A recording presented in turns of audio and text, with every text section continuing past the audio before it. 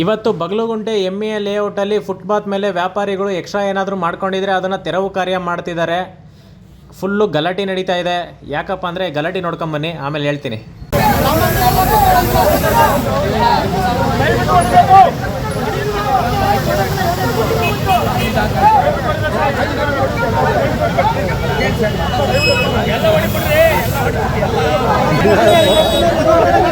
ಗಲಾಟೆ ಯಾಕಪ್ಪ ಅಂದರೆ ಅಧಿಕಾರಿಗಳು ಕೆಲವೊಂದು ಅಂಗಡಿ ಮುಂಗಟ್ಟಿನ ಮುಂದೆ ಕೆಲವೊಂದು ಫುಟ್ಪಾತ್ ಮೇಲೆ ಇದ್ರೂ ಸಮೇತನೂ ಅದನ್ನು ಹೊಡಿತಾ ಇಲ್ಲ, ಕೆಲವೊಂದು ಜಾಗಗಳಲ್ಲಿ ಹೊಡಿತಿದ್ದಾರೆ. ಅದಕ್ಕೆ ಅವ್ರ ಅಂಗಡಿ ಮುಂದೆ ಹೊಡೆದಿರ್ತಕ್ಕಂಥವ್ರು ಬಂದು ಇಲ್ಲಿ ಗಲಾಟೆ ಮಾಡ್ತಿದ್ದಾರೆ. ಯಾಕಂದರೆ ಅಲ್ಲಿ ಹೊಡೆದಿಲ್ಲ, ನಮ್ದು ಮಾತ್ರ ಹೊಡೆದಿದ್ದೀರಾ ಅಂತ ಗಲಾಟೆ ಮಾಡ್ತಿದ್ದಾರೆ. ಇದರಲ್ಲಿ ಅಧಿಕಾರಿಗಳದ್ದು ತಪ್ಪಿದೆ. ಯಾಕಂದರೆ ನೀವು ಮಾಡೋದಾದರೆ ಎಲ್ಲರಿಗೂ ಸಮಾನವಾಗಿ ಇದನ್ನು ಮಾಡಿ, ತೆಗ್ಸೋದಾದರೆ ಎಲ್ಲನೂ ಸಮಾನವಾಗೇ ಅದು ತೆರವು ಮಾಡಿ. ಅದನ್ನು ಬಿಟ್ಟು ನೀವು ಒಬ್ರಿಗೊಂದು ಮಾಡೋಕ್ಕೆ ಹೋಗಬೇಡಿ. ಅವರು ಅಧಿಕಾರಿಗಳು ಸಮಾಧಾನದಿಂದ ಹೇಳ್ತಾ ಇದ್ರು ಎಲ್ಲನೂ ತೆರವು ಮಾಡ್ತೀವಿ ಅಂತ. ದಯವಿಟ್ಟು ಒಬ್ರಿಗೊಂದು ಮಾಡೋಕ್ಕೆ ಹೋಗಬೇಡಿ. ಹಾಗೇ ಎಷ್ಟೋ ರಸ್ತೆಗಳು ಗುಂಡಿಗಳು ಬಿದ್ದಿದ್ದಾವೆ, ಅದನ್ನು ಫಸ್ಟು ಸರಿ ಮಾಡಿಸಿ.